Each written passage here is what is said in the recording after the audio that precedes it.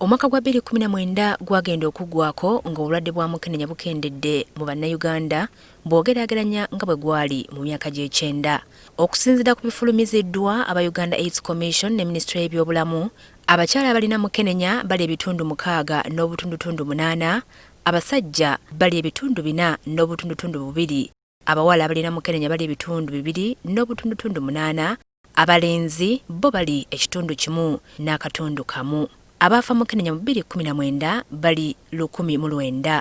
Akulira enteekateeka y'okulwanyisa mukenenya mu Minisitule y'ebyobulamu Dr. Joshua Musinguzi agamba nti abatini n'abavubuka be basinga obungi ku muwendo gw'abantu abapya abafunye akawuka ka mukenenya. Especially focusing on the adolescent girls and young women.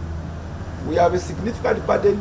About a third of the new infections are happening among the young people 15 to 24 years.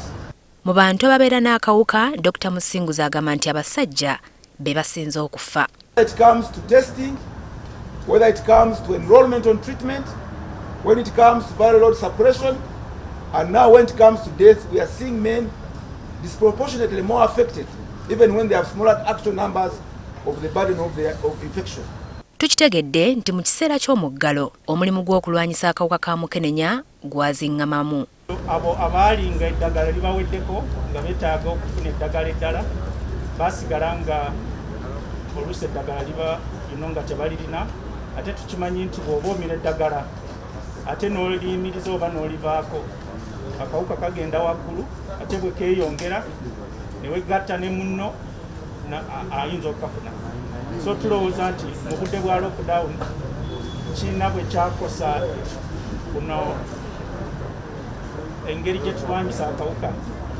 Abantu abalina akawuka ka mukenenya bali akadde kamu n'emitwalo 4 okusinziira ku bibalo bya Minisitule y'ebyobulamu eby'omwaka oguwedde, wabula nga akadde kamu n'emitwalo 2 be bali ku ddagala. Balansi ya emitwalo 2 eriwa? Kati ekibuzo kye twebuuza nti lwaki egyo emitwalo 2 tebajja mu bifo bye basobola okukebererwamu obulwadde bwa mukenenya era tusobole okulaba nti tubayamba nga gavumenti okulaba nti tulwanyisa obulwadde bwa mukenenya. Minisita wa Pulezidenti Esther Mbayo era asinyiza ku ddagala erigema akawuka akaleeta mukenenya.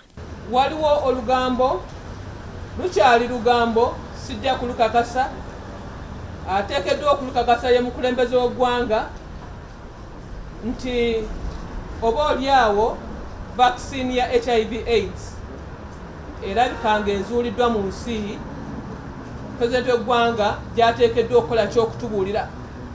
Okusinziira ku Minisitule y'ebyobulamu, okukebera n'okujjanjaba abaana abato kukyali wansi era kwetaaga okuteekako essira. Sandra Nachwala, NTV, Akawungeezi.